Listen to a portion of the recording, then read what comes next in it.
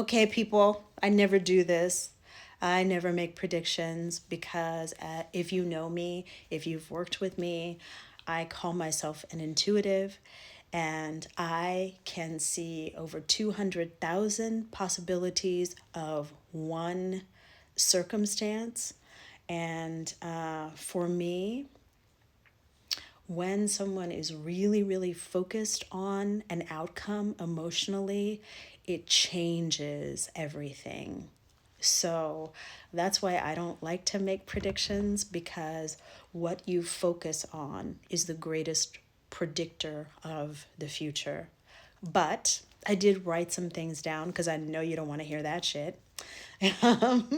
But the first thing that I noted was that time may appear to speed up. And that is just because 9 times out of 10, you're getting overwhelmed by negative energy. And the way to stop that from happening is to take a deep breath, to ground yourself, and to focus on gratitude. A lot of people think I look really youthful, and I will tell you how I look really youthful is I stay present. That is it. Yes, I love creams and potions, and I take good care of myself and I eat well, but the more you can stay here now, the more the illusion of time disappears. And that is no joke. So that is how you're going to make it through 2025 with all of the ups and downs. And I believe there's going to be a ton of ups and downs because so much is going to be revealed. So much stuff that you're like, I can't believe so and so was a jerk this whole time. And they were so selfishly focused. They were a crazy narcissist. So much is going to be revealed, and it is what you do with that information that is going to change your 2025 to be amazing or to be horrible. I have seen it both ways, where it is the systematic dismantling of the United States as we know it, or it is the awareness that that is what certain folks are trying to do, and people come together and go, oh, hell no, it's not going to happen like that. So I've seen it both ways. And so much of that I feel like depends on, do you feel powerless or do you feel empowered? And that, here again, is the greatest predictor of the future, is whether you feel powerless or empowered. I have seen some crazy natural disasters. I have seen, it looks like the worst fire in California that I've ever seen. And I've been in California for over 30 years. But that was one of the things that I saw. And hopefully I'm completely wrong, which is why I don't make predictions. I saw a mass flooding in some place like Thailand, which was catastrophic.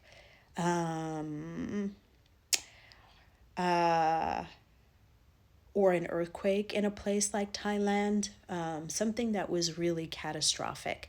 And I only was able to see two things, but that doesn't mean that that's all that's going to happen. It could be that I'm being shielded from seeing other horrible things. Because a lot of times, if we knew something was going to happen, we wouldn't go in that direction of whatever it is that's going to happen. Let's see.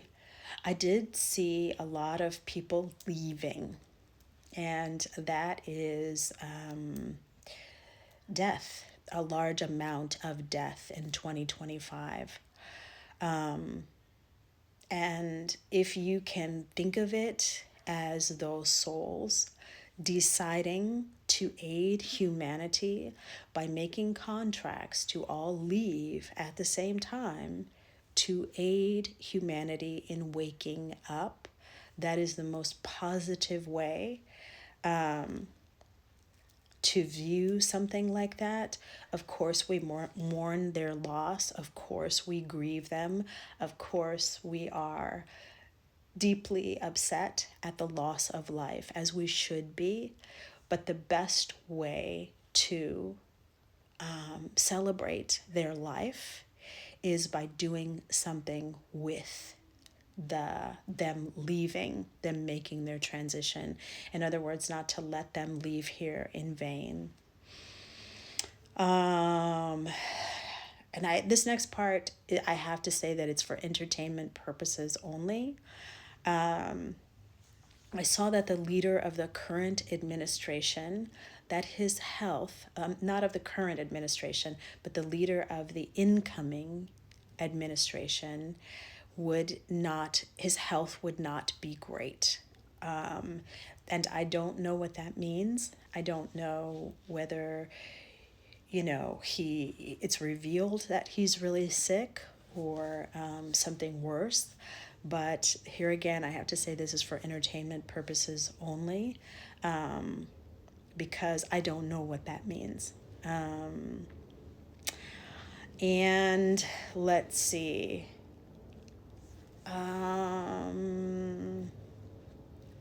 The economy can be great if you prepare for what looks like is coming, meaning the tariffs, meaning people being deported, and the cost of living going up.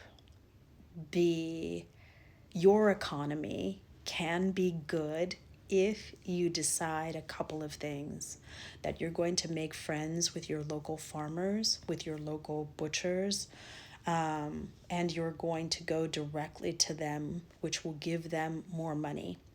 That you're going to shop local.